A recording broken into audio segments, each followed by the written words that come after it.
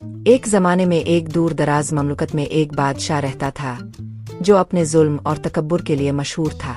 وہ اکثر اپنی رعایا کی فلاح و بہبود کا خیال کیے بغیر فیصلے کرتا تھا اور ہر ایک اس سے ڈرتا تھا۔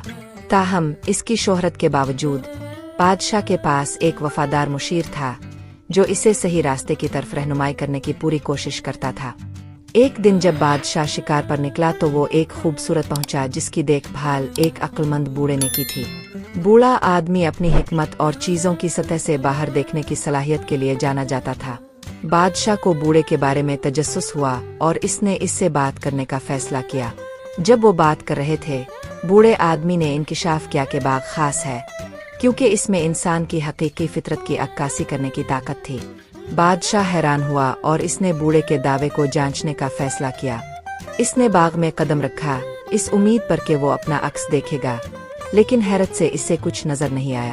بوڑھے آدمی نے وضاحت کی کہ باغ صرف ان لوگوں کی حقیقی فطرت کی عکاسی کرتا ہے جو اس میں خالص دل اور سیکھنے کی حقیقی خواہش کے ساتھ داخل ہوتے ہیں۔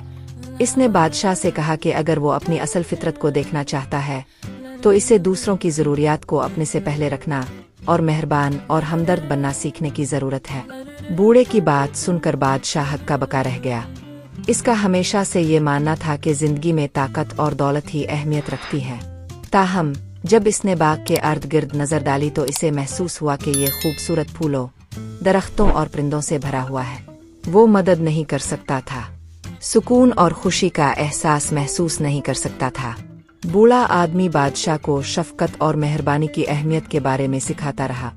اس نے اسے بتایا کہ حقیقی طاقت تلوار چلانے لوہے کی مٹھی سے حکومت کرنے سے نہیں بلکہ دوسروں کے ساتھ جڑنے اور ان کے دکھ درد کو سمجھنے سے حاصل ہوتی ہے۔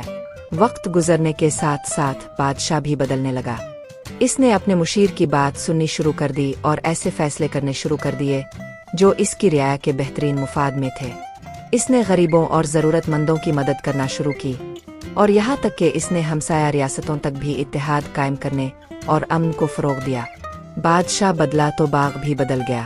یہ اور بھی خوبصورت اور متحرک ہو گیا اور جانور اور پودے پھلے پھولے۔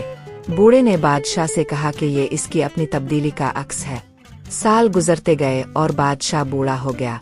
وہ جانتا تھا کہ اس کا وقت ختم ہونے والا ہے اور اس نے اپنی زندگی پر غور کرنا شروع کیا۔ اس نے محسوس کیا کہ اسے اب تک جو سب سے بڑا تحفہ ملا ہے وہ بوڑھے آدمی کی حکمت اور باغ کی خوبصورتی ہے۔ وہ جانتا تھا کہ اسے چیزیں درست کرنے کا دوسرا موقع دیا گیا تھا اور وہ اس کے لیے شکر گزار تھا۔ موت کے دن بادشاہ نے اپنے مشیر کو اپنے پاس بلایا۔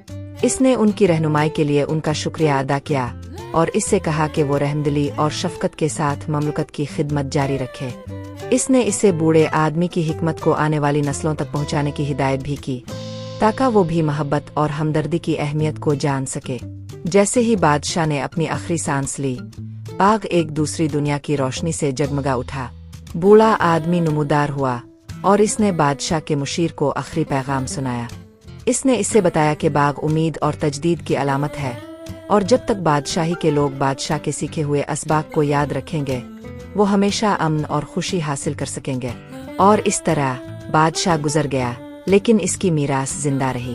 مشیر رحمدلی اور ہمدردی کے ساتھ بادشاہی کی خدمت کرتا رہا اور بادشاہی کے لوگوں نے ہمدردی اور محبت کو سب سے بڑھ کر اہمیت دینا سیکھا اور باغ کھلتا رہا، تبدیلی کی طاقت اور انسانی روح کی خوبصورتی کا ثبوت۔